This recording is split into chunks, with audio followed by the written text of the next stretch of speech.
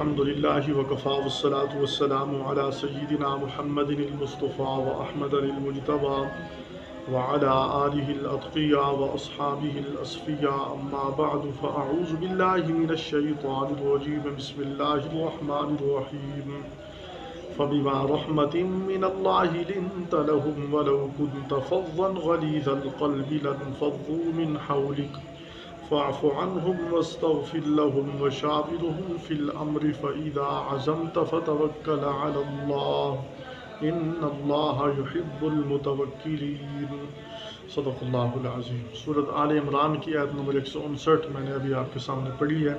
ابھی ہم اس کا مختصر ترجمہ اور تفصیل سیکھیں گے۔ فرمایا فبما رحمت من اللہ لنت لہم، سو کچھ اللہ ہی کی رحمت ہے جو نرم دل ہیں آپ ان کے لیے۔ ولو كنت فظا غلیظ القلب، اگر آپ تند خو سخت دل والے ہوتے، لانفضوا من حولک، تو آپ کے ارد گرد سے متفرق ہو جاتے۔ فاعف عنہم، آپ ان کو معاف کر دیجئے، واستغفر لہم، استغفار کیجئے ان کے لیے، وشاورہم فی الامر، اور اہم معاملات میں ان سے مشورہ لیجئے۔ فَإِذَا عَزَمْتَ، جب آپ کسی کام پر پختہ ارادہ کر لیں، فَتَوَكَّلْ عَلَى اللَّهِ، تو اللہ پر بھروسہ کیجئے۔ إِنَّ اللَّهَ يُحِبُّ الْمُتَوَكِّلِينَ، کیونکہ اللہ متوکلین سے محبت کرتے ہیں، بھروسہ کرنے والوں سے محبت کرتے ہیں۔ جناب رسول اللہ صلی اللہ علیہ وسلم کو جو غزوہ احد میں دکھ پہنچا کہ صحابہ کرام کو بلایا، وہ تشریف نہیں لائے، وہ اپنی غلط فہمی میں مبتلا رہے کہ آپ صلی اللہ علیہ وسلم شہید ہو چکے ہیں، ہمیں کون بلائے گا۔ تو اس وجہ سے پھر جب بعد میں آواز دی گئی تو وہ آئے، اور صحابہ کرام کا میدان سے جو ہے نا رخصت ہو جانا، کفار کے یلغار کی وجہ سے صحابہ کرام کا پریشان ہو کر وہاں سے نکل جانا، یہ اگر سطحی طور پر دیکھے جائیں تو یہ ایک بہت بڑے جرائم بنتے ہیں، لیکن اللہ رب العالمین نے ایسی مہربانی فرمائی کہ ان جرائم کے باوجود صحابہ کرام کو صرف معافی نہیں کیا، بلکہ ان کو امت کا امام مقتدی رہنما بنایا، ان پر احسان اور اچھائی کا معاملہ فرمایا۔ اور پھر آپ صلی اللہ علیہ وسلم پر اللہ نے خاص رحمت فرمائی کہ آپ صلی اللہ علیہ وسلم کو اتنی جب تکلیف پہنچی، اس کے باوجود آپ صلی اللہ علیہ وسلم نے ان کو کوئی بات نہیں کی، ان کے ساتھ کوئی سخت الفاظ استعمال نہیں کیے، ان کو جو ہے نا آپ صلی اللہ علیہ وسلم نے کوئی سختی والے جملے ان کے بارے میں نہیں کہے۔ تو آپ صلی اللہ علیہ وسلم کی اللہ تعالیٰ یہاں تعریف فرما رہے ہیں کہ یہ سب اللہ کی رحمت اور عنایات کی وجہ سے ہی ہے کہ آپ ان کے لیے نرم خو ہیں، آپ ان کے لیے نرم مزاج ہیں، آپ ان پر نرمی کر رہے ہیں۔ وَلَوْ كُنْتَ فَظًّا، اور اگر آپ تند خو ہوتے، سخت چہرے والے ہوتے، آپ کے ماتھے پر تیوڑی ہوتی، آپ صلی اللہ علیہ وسلم جو ہے نا وہ ان کے رویے کی وجہ سے آپ سخت مزاج ہو جاتے، غلیظ القلب، سخت دل ہو جاتے، یعنی ان سے دل اٹھا لیتے، تو پھر اصل مشن جو دین کی تکمیل تھا، دین کا اکمال تھا، وہ دین جو صحابہ تک پہنچنا تھا، صحابہ نے دین سیکھنا تھا، اس سے وہ صحابہ کرام محروم رہ جاتے۔ تو فرمایا لَنْفَضُّوا مِنْ حَوْلِكَ، وہ آپ کے ارد گرد سے متفرق ہو جاتے۔ تو گویا کہ اصل مشن سے وہ لوگ پیچھے ہٹ جاتے۔ اگر آپ سخت مزاج ہوتے تو اصل مشن جو دین پھیلنا تھا، وہ دین سیکھ رہے تھے، اس سے محروم رہ جاتے۔ لہذا فاعف عنہم، اللہ بھی ان کو معاف کر چکا ہے، وَلَقَدْ عَفَا عَنْكُمْ وَلَقَدْ عَفَا اللَّهُ عَنْهُمْ، پیچھے ہم پڑھ چکے ہیں، اللہ تمہیں معاف کر چکا ہے، تحقیق اللہ نے ان کو معاف کر دیا، یہ باتیں ہم پیچھے پڑھ چکے ہیں۔ اس کے باوجود اللہ فرما رہے ہیں فاعف عنہم، اگر دل میں ان کے بارے میں کوئی خیال بھی آئے تو اس کو بھی معاف کر دیجئے۔ واستغفر لہم، اور اللہ تعالیٰ سفارش فرما رہے ہیں، کس کے لیے؟ صحابہ کے لیے۔ صحابہ کے بارے میں سفارش کی جا رہی ہے کہ وہ میری محبوب جماعت ہے، وہ آپ کی جماعت ہے، لہذا اگر آپ بھی ان سے کسی وجہ سے ناراض ہو جائیں تو فرمایا فاعف عنہم، معاف کر دیجئے، واستغفر لہم، اور استغفار کیجئے۔ استغفار کرنے سے اگر ان کی کوئی کمی باقی ہے تو وہ نبی کے استغفار کرنے سے معاف ہو جائے گی، اور نبی کے استغفار کرنے سے ان کی بخشش یقینی ہو جائے گی، اور اگر کوئی کمی باقی نہیں ہے تو آپ کے استغفار سے ان کے درجات بڑھ جائیں گے۔ تو یہ اللہ سفارش فرما رہا ہے آپ صلی اللہ علیہ وسلم کی محبوب جماعت کی۔ تو ظاہری بات ہے کہ غزوہ احد کے موقع پر مشورہ ہوا، اس مشورے کے اندر صحابہ کرام زیادہ کی رائے یہ تھی کہ بیعت جانا چاہیے، آپ صلی اللہ علیہ وسلم کی رائے یہ تھی کہ یہیں لڑنا چاہیے، اور نقصان ہوا، صحابہ کرام کی رائے آپ صلی اللہ علیہ وسلم نے تسلیم فرمائی، تو نقصان اٹھانا پڑا۔ اس نقصان کی وجہ سے یہ خدشہ تھا کہ آپ صلی اللہ علیہ وسلم ہو سکتا ہے آئندہ ان سے معاملات میں مشورہ نہ کریں، تو اللہ تعالیٰ نے فرمایا نہیں، وَشَاوِرْهُمْ فِي الْأَمْرِ، آپ ان سے اہم معاملات میں مشورہ کیجئے، اور مشورہ وہاں ہوتا ہے جہاں وحی الہی نازل نہ ہوئی ہو۔ جو کام متعین ہے اس میں مشورہ نہیں ہوتا. مثلا یہ مشورہ نہیں ہوتا کہ نماز پڑھیں یا نہ پڑھیں، یہ مشورہ نہیں ہوتا. نماز متعین ہے، پڑھنی ہے. اسی طرح یہ مشورہ نہیں ہوگا کہ زکوٰۃ فرض ہے، اب دینی ہے نہیں دینی. ہاں یہ مشورہ کیا جا سکتا ہے کہ زکوٰۃ کس کو دیں، کہاں جا کر دیں، یہ مشورہ کیا جا سکتا ہے، لیکن دینی نہ دینی اس میں مشورہ نہیں ہے. شریعت کے جو اہم معاملات ہیں ان کے اندر فرمایا مشورہ کیجیے. جیسے آپ صلی اللہ علیہ وسلم نے واقعہ افک میں سیدہ صدیقہ عائشہ رضی اللہ تعالیٰ عنہ پر تہمت لگی تو آپ صلی اللہ علیہ وسلم نے صحابہ کرام کو فرمایا اشیروا علیہ، مجھے مشورہ دو. اب آپ صلی اللہ علیہ وسلم پر جب تک وحی نہیں اتری مشورہ لیتے رہے. جب وحی نازل ہو گئی تو آپ صلی اللہ علیہ وسلم نے پھر مشورہ لینا بند کر دیا، کیونکہ جن لوگوں نے اتہام کیا تھا، بہتان لگایا تھا، متہم کیا تھا، سیدہ صدیقہ عائشہ پر تہمت لگائی تھی، ان کو سزا دی گئی، ان کے لیے جہنم کا ٹکٹ جاری کیا گیا، اور جو مخلصین تھے ان کی معافی قبول کر لی گئی. تو آپ صلی اللہ علیہ وسلم پر جب وحی اتری صدیقہ عائشہ کی برات ہو گئی، مشورہ ختم. اسی طرح غزوہ بدر کے موقع پر آپ صلی اللہ علیہ وسلم صحابہ سے مشورہ لے رہے ہیں. اسی طرح آپ صلی اللہ علیہ وسلم نے خندق کے موقع پر مشورہ لیا کہ جب احزاب آ گئے، پورے لشکر کفار 25,000 کے قریب فوج لے کر آ گئے، اب کیسے دفاع کیا جائے. تو سلمان فارسی کہ ہمارے فارسی بلاد کے اندر، ہمارے یعنی اجمی ممالک کے اندر تو یہ ہوتا ہے کہ اپنا دفاع کیا جاتا ہے، اور دفاع کی صورت یہ ہے کہ ہم بہت بڑی خندق کھودیں گے، خندق سے وہ عبور نہیں کر سکیں گے، ہم اپنا محفوظ رہیں گے، اور ایک طرف ہم فوج کھڑی کر دیں گے، باقی خندق کی وجہ سے محفوظ رہیں گے. تو مشورہ ان کو قبول کیا گیا. تو مقصد یہ ہے کہ جب اہم معاملہ ہو اور وہی اس کے بارے میں نہ ہوئی ہو تو آپ ان سے مشورہ کیجئے، ان کی دل آزاری تاکہ نہ ہو، تاکہ ان کی دل شکنی نہ ہو، ان کی تعلیف قلب ہو، وہ دل سے آپ پر مطمئن رہیں. مطمئن تو تھے ہی، تاکہ ان کے دل اور آپ کی طرف متوجہ رہیں. فَإِذَا عَزَمْتَ، وہ یہ نہ سمجھنے لگے کہ ہم سے مشورہ بھی نہیں لیا جاتا، اور ان کے دل میں یہ قدرت بھی پیدا نہ ہو جائے کہ ہم سے مشورہ نہیں لیا جاتا. اس لیے فرمایا ان سے معاملات میں مشورہ کیجیے. فَإِذَا عَزَمْتَ، جب آپ عزم کر لیں، مشورہ لینے کے بعد کسی کام کا پختہ ارادہ کر لیں، فَتَوَكَّلْ عَلَى اللَّهِ، تو اللہ پر بھروسہ کیجیے. شریعت کے معاملات کے اندر جمہوریت نہیں دیکھی جاتی. شریعت کے معاملات کے اندر احسن رائے دیکھی جاتی ہے کہ سب سے اچھی رائے کس کی ہے، اور پھر اگرچہ وہ رائے دینے والے کم ہوں، پھر امیر کی ثواب دید پر ہے، چاہے ان کی رائے قبول کرے یا جمہوریت کی رائے قبول کرے، زیادہ کرے یا کم کی کرے. ان اللہ یحب المتوکلین، فرمایا اللہ تعالیٰ متوکلین کو محبوب رکھتے ہیں. جو اللہ پر بھروسہ رکھتے ہیں اللہ ان کو محبوب رکھتے ہیں. اللہ تعالیٰ کے وہ محبوب ہیں، اللہ تعالیٰ کے پسندیدہ ہیں. اس لیے فرمایا ان سے مشورہ کیجیے اور پھر فیصلہ خود کیجیے. اللہ تعالیٰ ہمیں راہ حق سمجھنے کی توفیق عطا فرمائے. اما بعد فاعوذ باللہ من الشیطان الرجیم، بسم اللہ الرحمن الرحیم.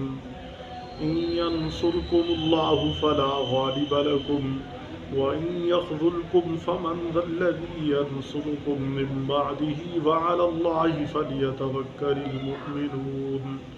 وَمَا كَانَ لِنَبِيٍّ أَن يَغُلَّ وَمَن يَغْلُلْ يَأْتِ بِمَا غَلَّ يَوْمَ الْقِيَامَةِ ثُمَّ تُوَفَّىٰ كُلُّ نَفْسٍ مَّا كَسَبَتْ وَهُمْ لَا يُظْلَمُونَ.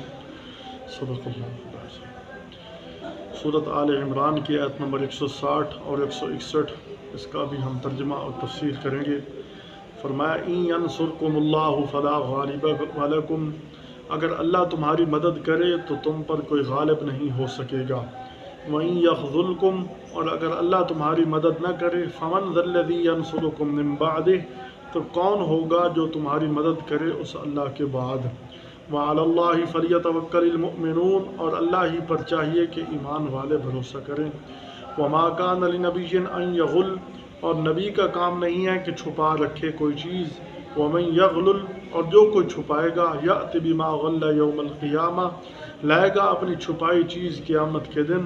ثُمَّ تُوَفَّىٰ كُلُّ نَفْسٍ مَّا كَسَبَتْ، پھر پورا دیا جائے گا ہر نفس جو اس نے کمایا. وَهُمْ لَا يُظْلَمُونَ، اور ان پر ظلم نہ کیا جائے گا.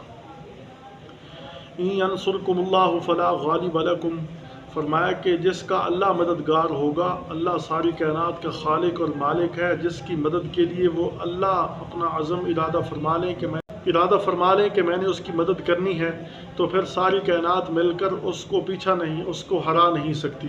اور جس کی اللہ مدد نہ کرے، ساری کائنات مل کر اس کے ساتھ اس کے معاون اور مددگار بن جائیں، اور اگر اللہ کے مقابلے میں وہ آ جائے تو وہ کبھی جیت نہیں سکتا۔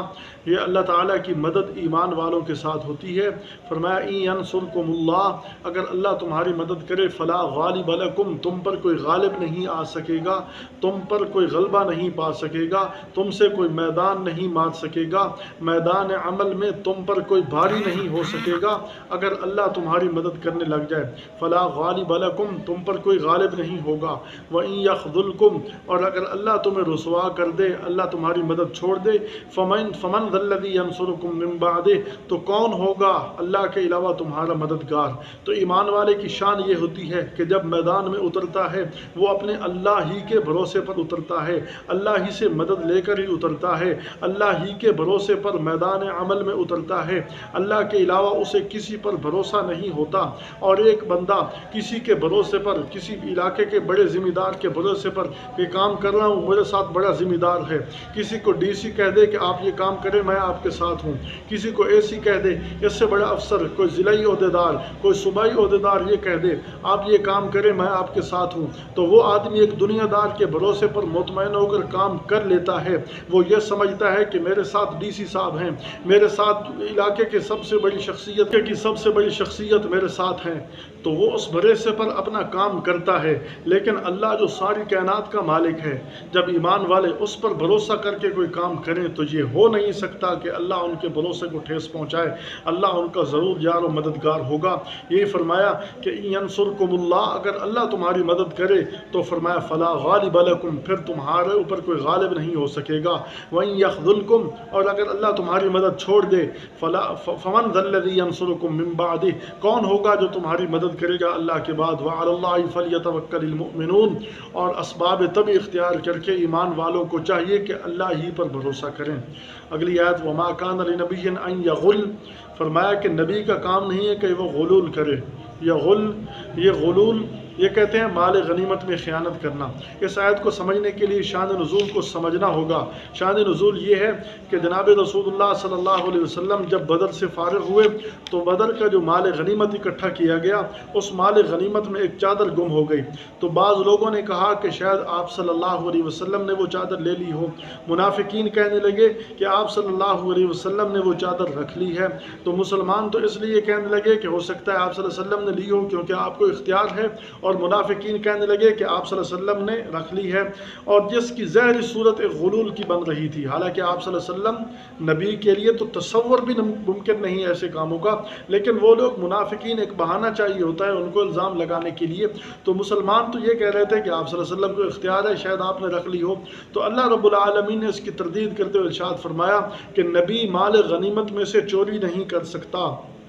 مال غنیمت اس میں چوری کرنا عام چوری کے بنسبت زیادہ خطرناک ہے۔ ایک ہوتی ہے کسی فرد واحد کی چوری کرنا، وہ اس آدمی کے حقوق اس کے متعلق ہو جاتے ہیں جس کا مال چرایا گیا، اس کے حقوق، اور ایک ہوتا ہے مال غنیمت سے چوری کرنا۔ مال غنیمت سے جو چوری کی جاتی ہے اس میں پورے مجاہدین کا حق ہوتا ہے، تو اس میں سب کا حق، یہ خطرناک چوری ہے کیونکہ مال غنیمت میں سب کا حق ہوتا ہے۔ تو سب کے حق میں سے کوئی بندہ چرا لے تو اس نے گویا کہ سب کے حق پر ڈاکہ ڈالا، اور پھر سب کے حق کیسے ادا کرے گا کہ ایک آدمی ایک کی چوری کرتا ہے تو اس سے معاف بھی کرا سکتا ہے، اس کو حق ادا بھی کر سکتا ہے، جتنا مال لیا اس کو واپس بھی کر سکتا ہے، اس سے معافی بھی مانگ سکتا ہے۔ کوئی دو چار بندے اکٹھے کر کے لے جائے بھائی مجھ سے غلطی ہو گئی، میں مال کھا بیٹھا ہوں، میرے پاس نہیں ہے، آپ مہربانی کریں مجھے معاف کریں، تو ہر آدمی بے حیا نہیں ہوتا، معاف بھی کر دے گا، ہو سکتا ہے وہ معاف کر دے، ہو سکتا ہے وہ اپنے مال کا مطالبہ کر لے۔ لیکن اگر 1000 مجاہدین ہیں اور 1000 مجاہدین کے اکٹھا مال پڑا ہے مال غنیمت، اس میں سے کوئی چوری کرے، ہو سکتا ہے ان میں کوئی شہید ہوں، ان کے حقوق کا کیا بنے گا، ہو سکتا ہے ان میں سے کوئی وفات پا جائے، ان کے حقوق کا کیا بنے گا، وہ اپنا حق معاف کر کے تھوڑے گئے ہوں گے، ہو سکتا ہے نہ معاف کر کے گئے ہوں، تو یہ خطرناک چوری ہے، اس لیے اس کی سزا بھی سخت ہے۔ اس لیے اللہ تعالیٰ نے تردید فرمایا نبی جو پوری کائنات کے لیے ہادی اور مہدی بن کر آتا ہے، نبی جو پوری کائنات کے لیے رہبر و رہنما بن کر آتا ہے، ایک ایک اصول کائنات کو عملی طور پر سکھاتا ہے، اس سے یہ بات ممکن نہیں کہ وہ ایسے تصورات اس کے بارے میں کیے جائیں۔ یہ اہل سنت والجماعت کا عقیدہ ہے، اور غلول اس کی سزا بہت سخت ہے۔ فرمایا کہ عام چوریوں سے زیادہ سخت ہے، میدان محشر میں جہاں ساری مخلوق جمع ہوگی تو وہاں غلول کرنے والے کو، چوری کرنے والے کو رسوا کر دیا جائے گا، اور جو مال مال اس نے چوری کیا وہ قیامت کے دن اس کی گردن پر لدا ہوگا۔ چنانچہ اس کے بارے میں جناب رسول اللہ صلی اللہ علیہ وسلم کا صریح فرمان سن لیجیے۔ صحیحین کی روایت میں جناب ابو ہریرہ رضی اللہ عنہ روایت فرما رہے ہیں کہ میں نے رسول اللہ صلی اللہ علیہ وسلم سے سنا، آپ صلی اللہ علیہ وسلم نے فرمایا دیکھو ایسا نہ ہو کہ قیامت میں کسی کو اس طرح دیکھوں کہ اس کی گردن پر اونٹ لدا ہوا ہو اور یہ اعلان ہو کہ اس نے مال غنیمت کا اونٹ چرایا تھا۔ وہ شخص اگر مجھ سے آ کر شفاعت کا طالب ہوگا تو میں اس کو صاف جواب دے دوں گا کہ میں نے یہ حکم الہی تمہیں پہنچا دیا تھا، اب میں تمہاری سفارش نہیں کر سکتا۔ بالکل صریح حدیث میں آپ صلی اللہ علیہ وسلم کا فرمان موجود ہے۔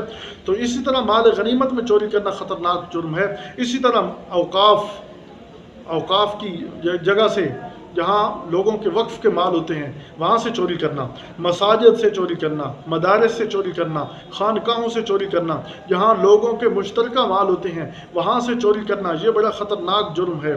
اگر معاف بھی کرا لے تو کس سے معاف کرائے گا؟ اس لیے اسی طرح حکومت کے سرکاری خزانے سے چوری کرنا، جہاں سرکاری خزانے کے اندر کروڑوں آدمیوں کے